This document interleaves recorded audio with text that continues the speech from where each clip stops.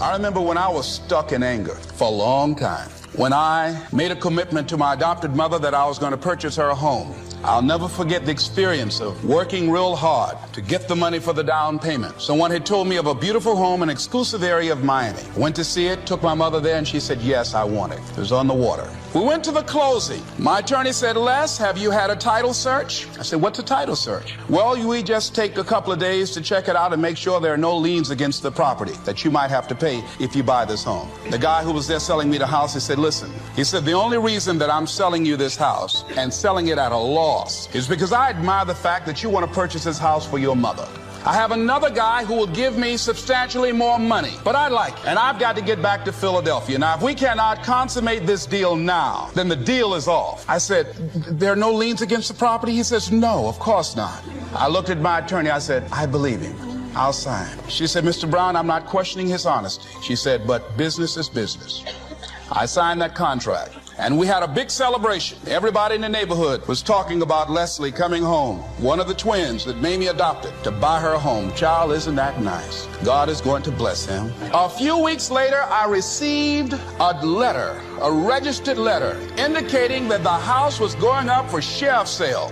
On the courthouse steps, a man had filed a $12,000 lien against the property because the previous owner owed him that money. And if I did not come up with $12,000 in 30 days, he was going to sell the house to the highest bidder. I called this man and said, mister, my name is Les Brown. I purchased this house. I had nothing to do with your prior bill.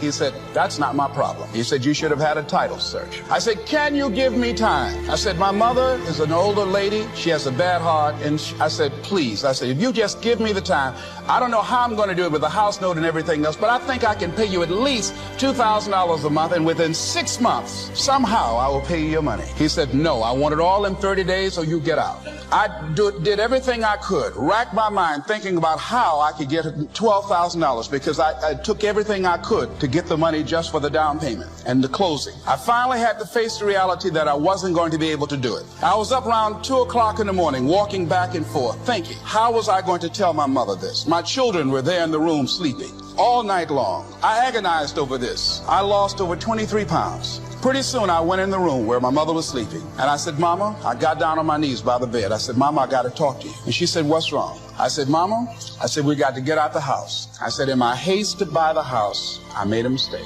She said, that's all right, baby. I didn't like this house anyhow.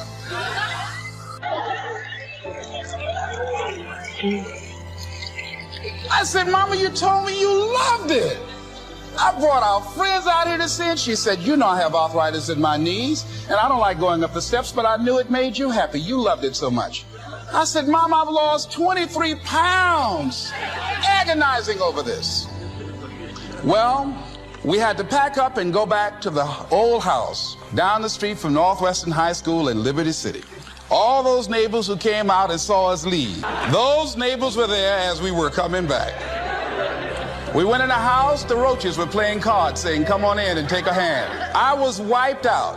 I was embarrassed and humiliated. Words cannot encompass the symbolism of what I felt. I remember when I was unloading the furniture and I began to cry. My sister came by.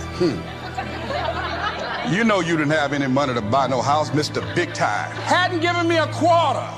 You know Mama got a bad heart. Now y'all back where you belong. As I was crying and my head down, taking furniture in, my mama said, hold your head up. I said, Mama, I just feel so bad about this, Mama. She said, hold your head up and dry your tears. You have nothing to be ashamed of. And I did.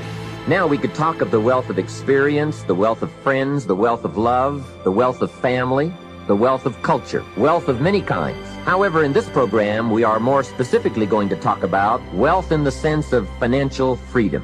Wealth that comes from the conversion of effort and enterprise into currency and equity. For each of us, the amount of money required to be wealthy will differ, but the dream for all of us, I'm sure, is the same. Freedom from financial pressure, more freedom of choice, freedom to enjoy, and the opportunity to create and to share. Wealth, the possession of great financial resources that improves the quality of your life and gives you added dignity and expanded lifestyle. So decide for yourself, what wealth means to you. Latch on to your own mental image of wealth, and let's see if the ideas I'm about to bring to you will make sense, and perhaps provide you with the inspiration to put the plan into high action, so that as the days pass, you will discover a growing sense of freedom and dignity, self-worth, substance, and lifestyle. Elijah's in the cave. And let me tell you something that's amazing. I realized something. Nobody saw him under the juniper tree, and nobody saw him in the cave. The last time he was in public was on Mount Carmel. And on Mount Carmel, he was Superman. So everybody thinks he's Superman. Only God knows that he's Clark Kent. Isn't it funny how everybody can think you're better than you are, stronger than you are? Oh, you know, when you're good at what you do, people use you, almost abuse you, which is really a compliment because they can count on you. They don't think that you're human. Oh, Mary's just always nice. Oh, Frida's just always good at her job. Oh, Pastor so-and-so just always, he's just amazing. He's amazing. Our pastor's just amazing. He's amazing. I just went to First Central and oh, it's just amazing. It's amazing. Well, they see you on Mount Carmel. Nobody knows about your juniper trees and your caves. Nobody sees your secret places of frustration but God. And he's up under the juniper tree. And I think, you know, sometimes I think you ought to take a moment and just thank God that he gives you privacy with your pain. A luxury you will not have if you continue to succeed, I might add. Because the benchmark of when you really go mainstream, the hardest thing to have is privacy with your pain. So while you're fighting to be discovered and fighting to be exposed, be careful. Because once that light hits you, it don't just show your Carmel, your Mount Carmel. It shines right up under your juniper tree and right into your cave and into your kids' caves. Be careful what you ask for, you might get it. If you have nothing, I live in Fiji a portion of the time. I have a home there, a resort there, and families and villages there that I interact with for the last 25 years. When you go to Fiji, you walk down the street, you drive by, and people jump up and they yell, "Bula, bula, bula," which means welcome, be happy, we love you. And you drive by 5 minutes later and they jump up, "Bula, bula, bula." And you're going like, what drugs are they taking? No one's paying them. But they're so happy. They're in such a different state. They've learned to focus on something else and come up with a different meaning for life. But if the meaning is it's the end, if the meaning is that you're dissing me, if the meaning is you don't care, whatever meaning we come up with, that affects the third decision, which is what am I going to do? And what people do is based on the meaning, since the meaning creates emotion, right? You can be miserable no matter what you have, and you can be euphoric having nothing. We all know it's true. In fact, is it possible to learn to, like, for example, all hell could be breaking loose around you, and you could just be sitting in a chair in this centered space, all hell breaking loose, and you could still feel great? Is that possible? Yes or no? Yes or no? Sure, but you and I live in a Western culture. Well, if you sit and bliss out, people come and take your furniture. Knowledge equals execution and speed. I don't run 24-hour days. I don't even think that way. Does that help you? Yes or no? It's a total difference. Next thing you need to do, you need to stop negotiating the price tag in your life. Here's the fact. I'll give you the facts, okay? The fact of the matter is that when I was struggling, I was constantly negotiating whether it was worth it. Is it worth it? I'm away from my family. It's costing me money. I had to come to this seminar. Is it when you're negotiating the price you're paying all the time? Does that sound familiar to you? Yes or no? Or the people around you are negotiating the price you're paying all the time. When I was poor and broke, when I would walk into a store, we all relate to this, I didn't look at what I wanted, I looked at price tags. I flipped them over. What's it cost? What's it cost? What's it cost? What's it cost? I can get that one. What's it cost? When I looked at a menu, what's it cost? What's it cost? I'll get that. People who come from scarcity and are poor thinkers are constantly negotiating price. Wealthy people, there's a thin veil. They negotiate worth. There's a difference between cost and worth. Is what I'm doing worth it? Is what I'm doing worth it? Not what's it costing me. In fact, the price you will pay for not winning is infinitely greater the rest of your life than the price you will ever pay to win. But you're negotiating it too often. You're vacillating. It takes your energy. It strips your focus. For most people, their will to win is for sale. For most people, with enough failure, enough setbacks, enough adversity, you can buy them. They will relent. They will sell their dream. They'll sell their kids. They'll sell their future. This is the truth. You remember I said this to you because you're going to face this moment. There's going to be a point in time in your life where what you know is not enough. And if you're me, when I arrive at those points, I got to find something higher than me to pull me through. That's me. How many of you would consider yourself, I shouldn't answer that. If you consider yourself a person of faith, you relate to what I'm talking about. You will eventually in your life arrive at a point where all your preparation, all your knowledge will not be enough, and you're going to have to rely on your faith and the decision you've made where you've negotiated the price in advance before it hits. Because for most people, enough of that, they'll relent. Yeah, it just wasn't for me. Yeah, it's just, the industry, the market changed, interest rates went up. We went into that market where just everybody was getting their butt handed to them. I learned all this stuff, just the timing was right. Or, you don't know about where I live. Where we live, this stuff doesn't.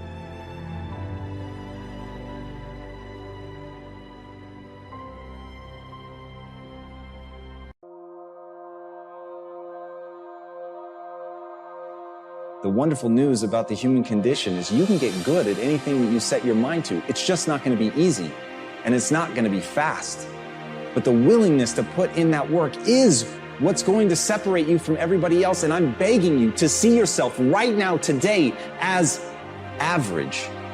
Do you have that ability, being capable to soar amongst the clouds?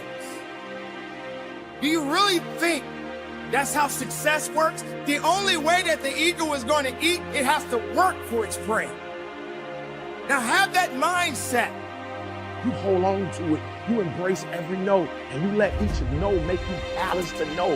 You get so strong that when you hear no, it turns you on. As no better than anyone else, but I beg you, with more force than I know how to convey with this language, to see yourself as malleable, to see yourself as capable of becoming anything you want to become truly extraordinary, if you can find within yourself the discipline to stick with it long enough. And as Steve Martin said, perseverance is a great substitute for talent. Everybody wants to talk about who's talented. Everybody looks at the person with innate talent as if they have something magical. But to me, it's a gift, it's a handout, it's a freebie. It hasn't been earned. And no matter what it is, it's only the beginning. Even somebody that has talent, even if you get an early win, if you let somebody outwork you, if you let somebody who has more perseverance, more grit than you, then they are going to outperform you on a long enough timeline. The only thing I can guarantee is you will be outworked by somebody unless you pour your heart and soul into getting great. The more you can layer in multiple people, the stronger and stronger that force is. So that changes our thermostat through association. It's a huge, huge, huge, huge thing. People say you are who the 5 people you hang around. This is why. They adjust your thermostat. That's number one. Second way you can change your identity is through doing short bursts of something in a window of time you've not done them before, and they change the thermostat temperature permanently, almost like a water line in the pool. So if it's a certain amount in the gym, or a certain amount of phone calls in your business, a certain amount of appointments, you make a certain amount of money, oftentimes you're never the same again. You've seen this in your own net worth. I've seen it in mine. There became a point where I made a leap in a short window. I was never really the same again. I could go back a little bit, but not back where I was before. So it's activity or successes, achievements in short bursts of time. Most people's will to win is for sale. It's for sale. Most people's will is for sale. Yeah, it's for sale. They can be bought. I can't be bought. So if we give you if we give you just enough money, if there's a certain dollar amount, you'd stop working hard. Wow, you give you a title, you stop working hard. If you don't take days off, if you put yourself into it as if your life depended on it, when you act like that, then you've got a chance to be great. And as Robert Horry said, pressure can bust pipes, but it can also make diamonds. You've got to want that pressure. You've got to want things to be hard. You can't seek out the easy life. You can't just hope and pray that you can uncover inside of you some talent that's laid dormant that you didn't know about that's going to let things be easy for you. Don't want the easy. Want the hard. Want the pressure. Want the thing that's going to turn you into something. Because when it's easy, you don't work for it. When it's easy, you don't push. When it's easy, you get surpassed by the person who has to give it their all, who's prepared to do blood, sweat, and tears in order to become that thing that they want to be so badly because they are so fucking angry that they were never given anything. And with that chip on their shoulder, they're determined to become anything that they set their mind to. We give you a car or a plane or a house. That's the book, bro. That's the book. Is that the book? Yeah, that might be the book. That is the book. So your will to win is for sale. That's right. And I decided once I realized that, because I watch it happen with people in their body and their finances and their family and their faith, whatever it is, I'm not for sale. So there isn't a place you're going to buy me. You can't get me. There's not a stop, a place, a destination where you're going to get me to relent, to quit. I want to improve. That doesn't mean I don't struggle with my motivation from time to time. Doesn't mean I don't get confused or down. Of course I do, but I'm not for sale. You can't buy me. And you know this too. We see friends of ours, even guys in their 60s, and they sold their company for blah, blah, blah, and now they golf 9 days a week or whatever, you know? That's fine, but they're for sale. They were bought. You were bought. You were for sale. I'm not for sale. I remember going, all the work I put into this, all the hopes my family and I had, all the travel ball, everything we did, all the games, all the great plays, all the errors I made, the fly ball I dropped at Fullerton, you know, all that stuff. I was going to get drafted, then I did all that stuff, right? The guys I played with, over. Hey, I can't get anything unless I go after it. The eagle is not sitting around waiting for something to happen. The eagle is going about its business and doing what it's supposed to do. You got to be that eagle. The eagle may enjoy the hunt. Do you enjoy the hunt? Or do you feel sorry? Or do you feel like this is too much for you? I don't want to work like this. I just want it handed to me. The eagle is not sitting around waiting for something to happen. The eagle is going about its business and doing what it's supposed to do. What happened is that you got comfortable. You felt that you didn't have to work anymore. You got high, but you don't know how to go a little bit higher. You thought that because you made it, you made it. You didn't make it because you just got what you got. You got to keep going up a little bit more. Like a flicker, man. Like a flicker, that crap was over. And we're on that bus ride back, and I remember thinking, man, I should have tried harder. I should have played harder. I should have given this more. You know that stuff guys do, man. You're running sprints. There's 2 dudes who run every sprint full speed, and then there's the dudes who run 80%, 6 of them. You know exactly what I'm talking about, right? He's kind of cool. You know, doesn't matter. I'm not the fastest guy, so no one will know when I don't win the sprints.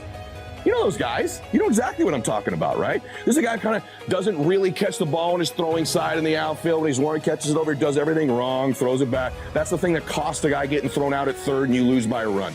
Because you just practice like that. Guy in the bullpen is kind of like not really focused. He's just kind of getting loose, right? Instead of just laser focused on everything he's doing all the time, right? You don't want to leave here. You don't want it to end. Whether it ends in the big leagues, it ends in the minor leagues, it ends here, or you never even get on the field this year, okay? You can't just sit here and be complacent with your life. You can't grow just sitting still. You can't eat sitting still. You can't satisfy your hunger sitting still. This is how the attitude must manifest itself. You got to fly. Be the eagle within yourself. Be that person that no one has ever seen before. Be something unique. Be something great. Be something that the world will look back and say, who is that person? Where did they come from? That is something unique about that individual. That person is so hungry and so driven. Somebody asks you, what pushes you? Your response should be, I got to have that ego attitude. Listen to me very closely. This is not a year that you're going to be doing a lot of talking. This is the year for grinding. This is not the year of dreaming. We're not dreaming no more. We're not wishing no more. We're not watching other people ride the ride no more. We're not watching the people buy homes no more. We're not watching people cash checks no more. We're not doing that no more. This is our year. This is our year. This is the opportunity of a lifetime, and you are the people that can get it done. So let's stop talking and let's make it happen. You can be seated. Let's go.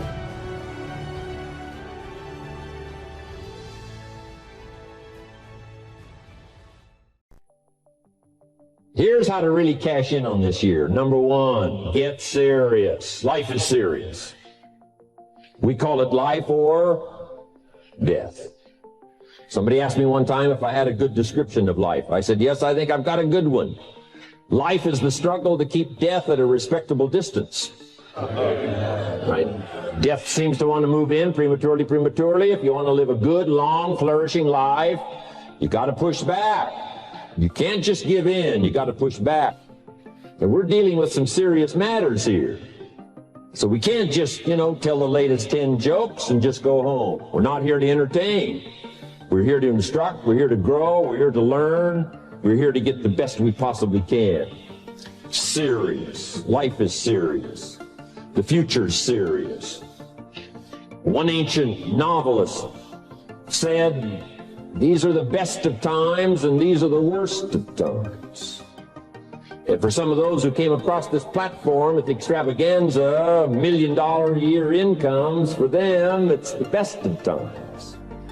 But I want you to know that while they're getting the diamonds and the millions, there are a lot of people around the world, for them, it is the worst of times. The best of times and the worst of times. That's called serious, man. How come such a difference from those who can reach such incredible heights and those who haven't yet found the answers for their life, their health, and their future? We just have to ponder that and let that give us a note of seriousness, a note of seriousness. It's serious whether you win or lose. It's serious whether you succeed or fail. It's serious whether you've got a good future carved out for yourself or you do not.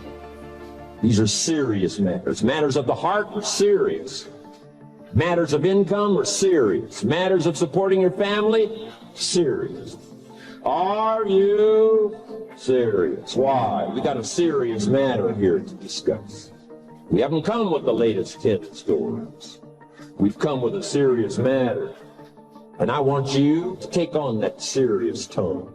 You've got some serious products that answer a serious need out there in the marketplace. Now I'm asking you to take it serious. Take your own future serious. What you can do for your family, take it serious. Here's number 2, get smart. That's what these journals are for. That's what pad and pencil's for. That's what taking notes is for. See if you can't increase your ability to comprehend ideas, information that can be life-transforming. Don't miss the opportunity to learn. Take a good key phrase home, use it in your training. Don't be lazy in learning. Don't be casual in learning. Get smart. Here's a couple of parts to it. Number 1, your own personal experience. Right? If you've had a bad week, just sit down and ponder that for a while. Study it. See if you can't pick up some ideas from a poor week and then make a better week. Okay? Learn from your own experiences. One way to learn to do it right is do it wrong. And that's one way to learn to do it right. Do it wrong. Now the key is don't let it take too long. If you've done it wrong for a year, we suggest that's long enough. You don't need another year just to prove a point. No, 1 year is enough. Learn from your own experience, right? The possibility for life change starts with education. Don't be lazy in learning. Don't be lazy in picking up the ideas. Don't be lazy in learning from your own experience. Learning is the beginning of wealth. Learning is the beginning of life change. Some people want to start with motivation. You don't start with motivation. So is it just motivate this guy, he'll be all right? The answer is no, probably not. If a guy's an idiot, motivate him. Now you got a motivated idiot. So education, get smart. Don't miss the training class. You say, well, I've already been to one of those classes. I've already heard it. Got a good phrase for you to take home. That's no sign you got it. Just because you've listened to those millionaire tapes one time is no sign you've got it. I'm asking you to listen to them over and over and over. I'm asking you to dedicate yourself to a new level of learning. Study, learn, grow, change, develop. Never let it be said you didn't learn. Right? If you want to solve your problems, you got to learn. If you want to take advantage of an opportunity, you got to learn. Here's number 3. Get going. You got to get going. You got to take action. The disciplines is the miracle process. And here's how to get the miracle of your future going as far as disciplines are concerned. Number 1, do what you can. You might go home and set a whole new pace for yourself, and we call it cleaning up neglect. Should walk around the block, could walk around the block for your good health. Don't walk around the block. See, you're on the wrong track. Should read, could read, don't read, on the wrong track. Should call, could call, don't call, on the wrong track. Could change, should change, don't change. You're on the wrong track.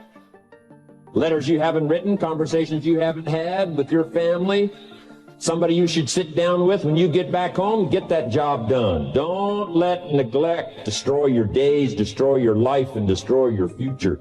Go back and do what you can. And if you'll do what you can, then life will give you some extraordinary things to do. We all pity the man, right? Wants to stride out of his house, go straighten out the corporation, has not yet straightened out his garage. You got to take care of the small disciplines before life will give you a chance to handle the more complicated disciplines. Do not disregard the smallest of disciplines. Let us not neglect. Do not neglect the smallest of disciplines, and build on that foundation, and you can have everything you could possibly want. Okay? Get going. Here's number 4. Get better. There isn't any of us that can't get better. So turn on this whole idea of personal development and personal growth. That was what my teacher shared with me that changed my life. I'm telling you, for things to get better, you got to get better. Don't ask for it to change out there. Ask for you to change here. Don't ask for a more favorable wind.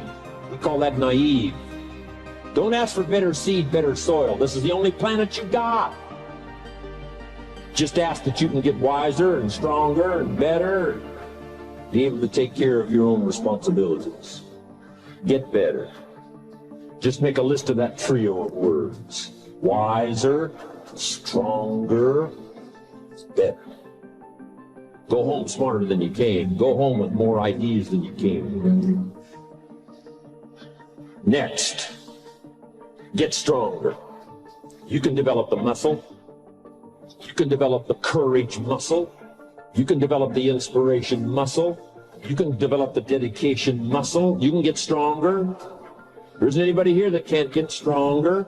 Next time we see you, may not even recognize you. How strong you're going to be able to become in language, style, personality, the ability to cope, the ability to handle with anything that happens, no matter what happens. And the third one is get better. We can all get better. I've gotten better. First talk I gave, I stood up, my mind sat back down. And here's the secret to my success. I stood up and did it again. I stood up and I did it again. And I did it again, and I did it again all those many years ago. I did it when I was scared, and I did it when I didn't want to, and I did it when I was ill.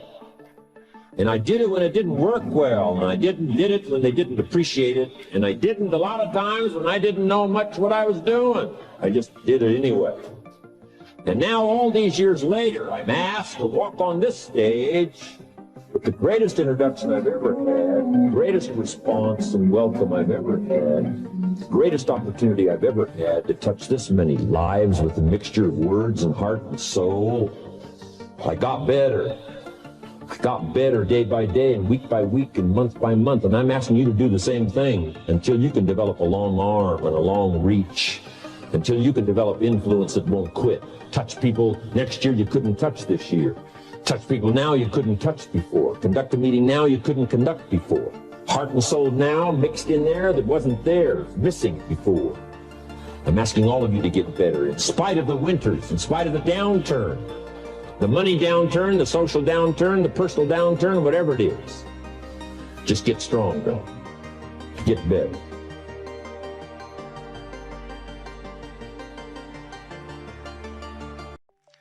Goals are major to a genuinely success-oriented person. Without them, you're just playing around. The difference between a goal-directed individual and someone without goals is like the difference between a Wimbledon champion and a kid batting a tennis ball around on a court with no net, no opponent to bring out the best in him, and no way of keeping score. Despite everything that's been written about the importance of goal setting, very few people actually put it into practice. It's always amazed me the way the average guy puts more thought and effort into planning his 2-week vacation than he devotes to planning his life. What's he taking a vacation from? He hasn't really decided what he's trying to do in life, but for 2 weeks out of the year, he just decides he wants to do something else. And this is what he plans very carefully. Challenge creates strong character, and goals represent challenge in its most positive form. Leaders have their personal goals clearly in focus, as well as the goals of the organization. In fact, one of the principal responsibilities of leadership is defining goals for the vast majority of people who aren't able to do it for themselves. Over the years, I've developed some ideas about effective goal setting, and I'd like to share those with you in a moment. And I also want to point out some traps of goal-directed behavior that aren't usually talked about, but that certainly ought to be. When I was a kid, I used to dream what it would be like to buy a ticket on a railroad train and just go someplace. I really didn't think about where I'd be going or how long it would take to get there. I just loved the idea of getting on the train and just letting it take me someplace. I guess there's still something appealing about that idea, but it's not really the way you want to live your life as a mature human being. When you grow up, you buy a ticket on a train or a plane because you want to go someplace, and you know exactly where you're going. You may have to change planes in a different city, your flight may be canceled, and you may have to switch to another flight. You may not feel like talking to the person seated next to you, but you will persist.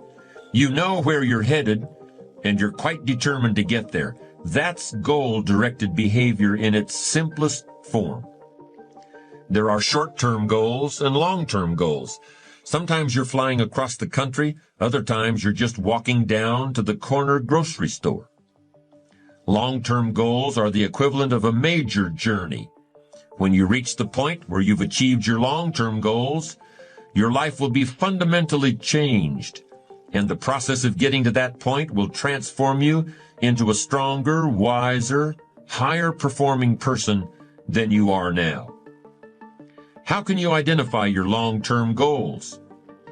On a sheet of paper or in a notebook, write these 5 headings. Number 1, what do I want to do? Number 2, what do I want to be? Number 3, what do I want to see? Number 4, what do I want to have? And number 5, where do I want to go? Now, under each of these categories, write down several possible long-term goals. Be very relaxed about this. Just allow your mind to flow and come up with 3 to 6 ideas for each category. Don't worry about a lot of details at this point, and don't spend too much time describing a particular goal. In category number 1, for example, what do I want to do?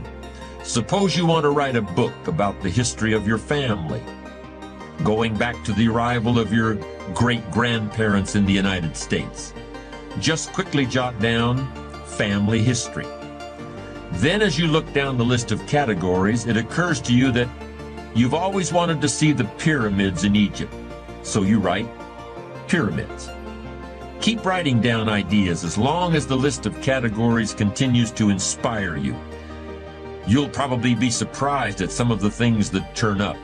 You may have kept a great many desires and aspirations hidden in the back of your mind, but the opportunity to write them down will move them to the forefront of your consciousness.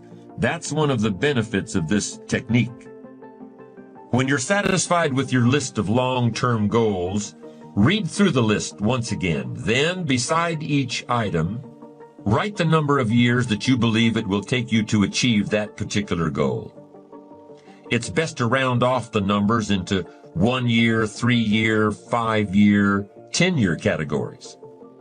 For example, you may estimate that it will take you 10 years to research and write the book on your family history.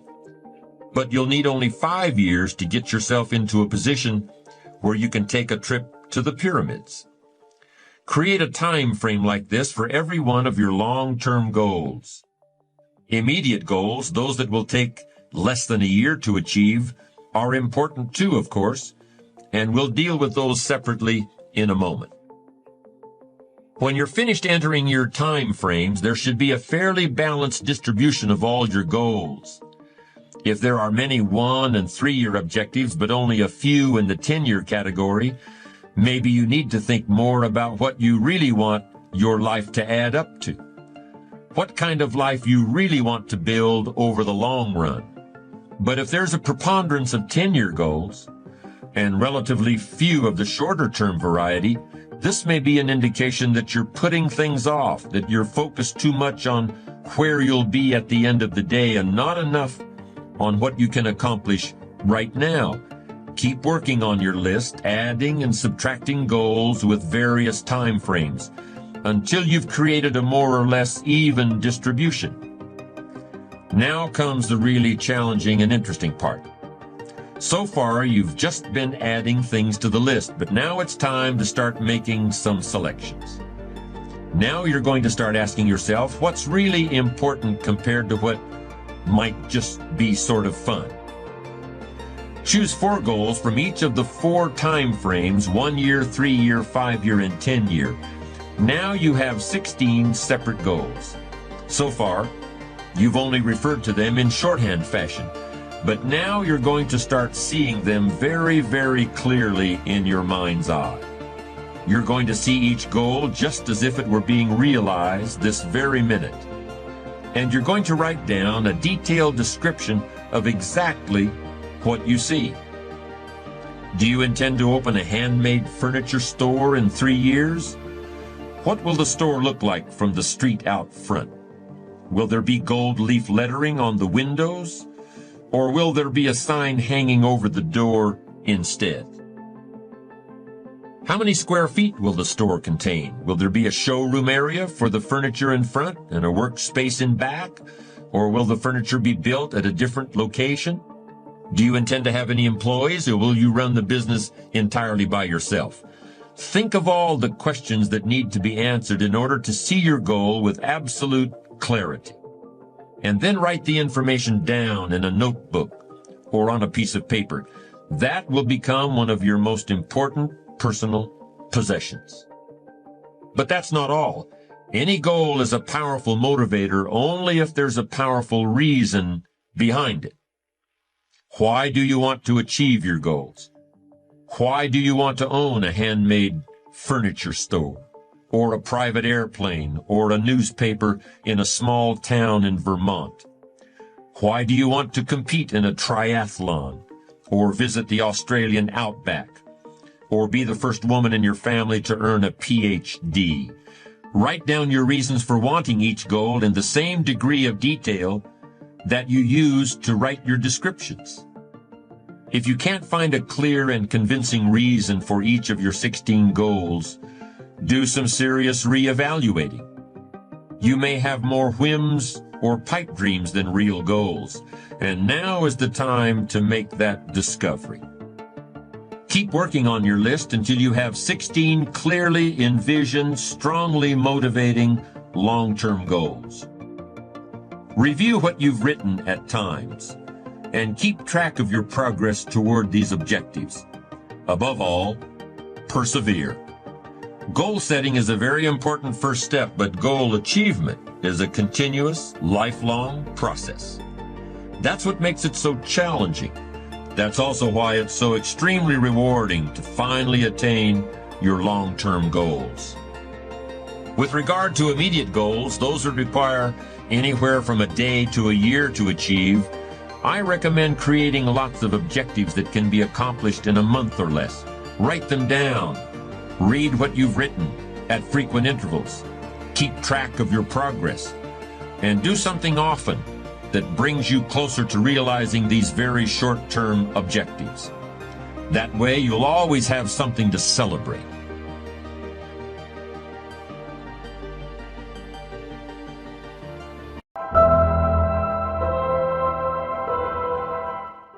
think the greatest gifts in life, and is belief and exposure, right? Because a lot of times, for me personally, the reason I say that is there was a lot of moments in my life to where it was people that saw things in me that I couldn't see in myself.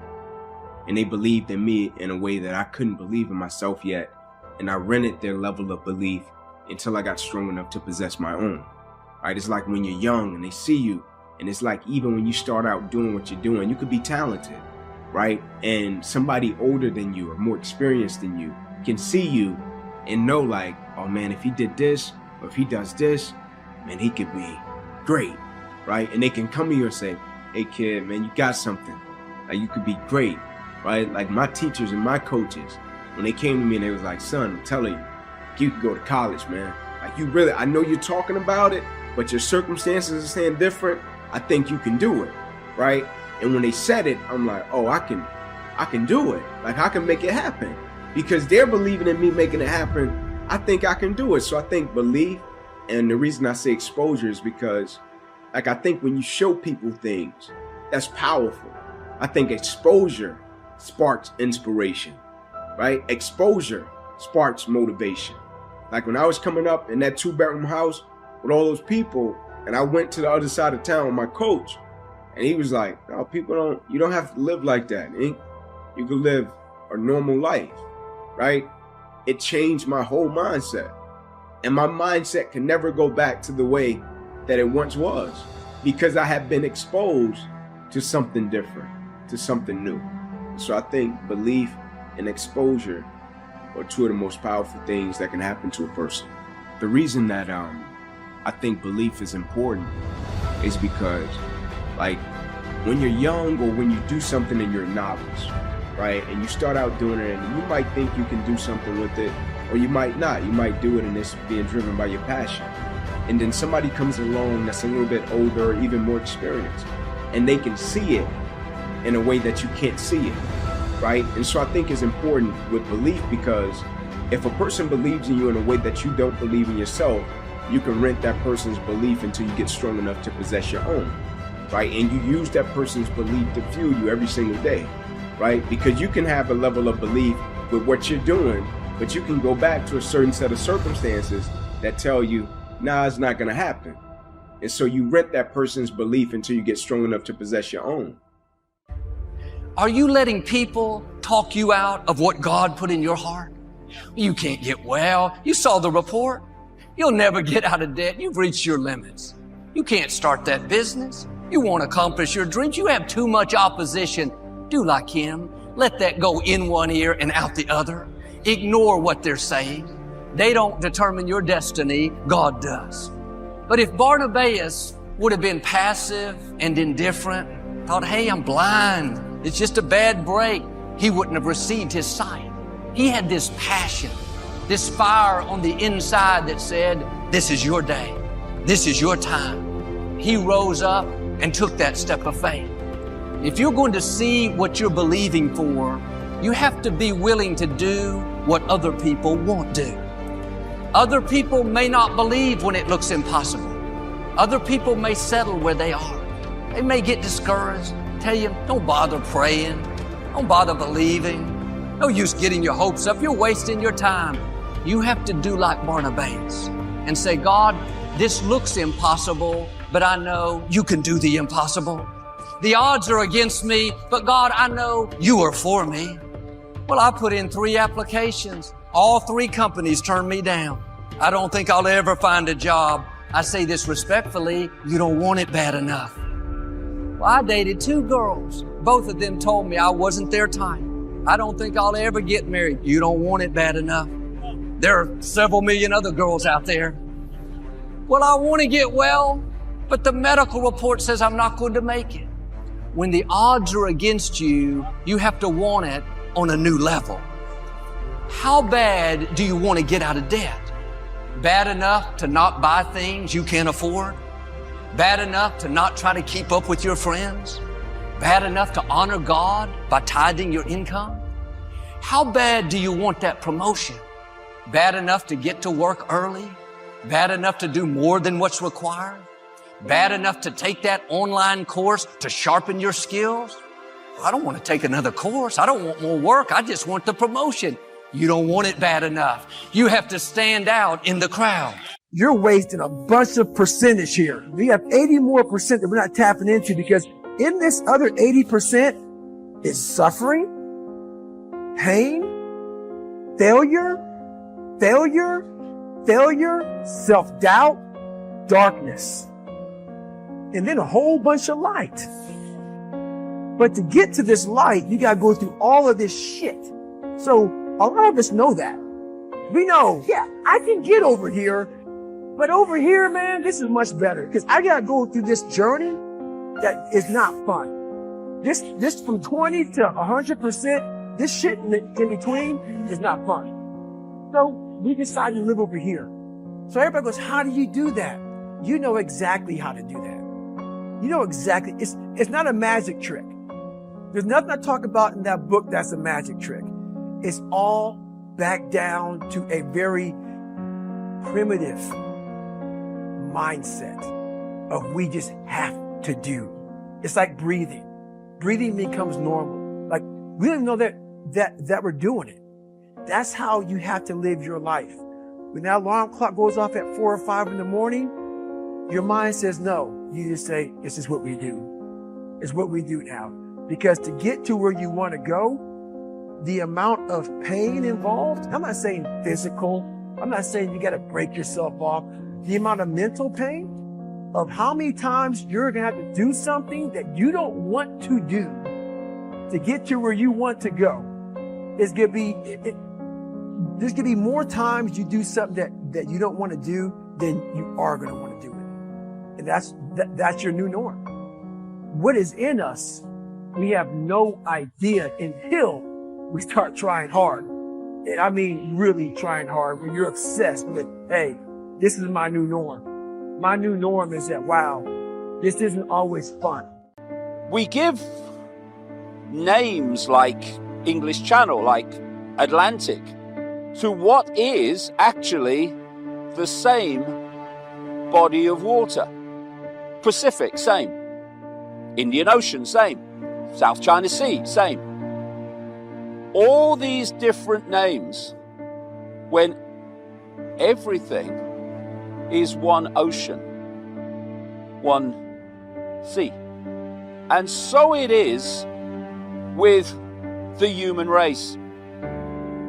We give ourselves, and we are given, all these names and labels to define us, when actually all of us, none excluded, are different points of attention in the same flow of infinite awareness.